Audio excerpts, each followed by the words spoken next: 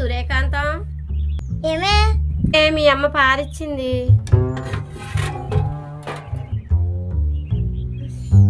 అప్పుడు అయిపోయింది. ఏంటే కరువు పని అయిపోయింది. ఈ ఎండను నడిచి వచ్చేటోడికి తలపేనం తోక్కొస్తుంది. మంచినీళ్ళు ఇమ్మంటే ఏంటే? ఇవే బాబు, సచ్చి నీ కొడుకుని పుడతాను. సచ్చిన ఆ కొడుకుని పుట్టడం ఎందుకే? చంపడానికి తెత్త నాకు. ఇదిగోనే.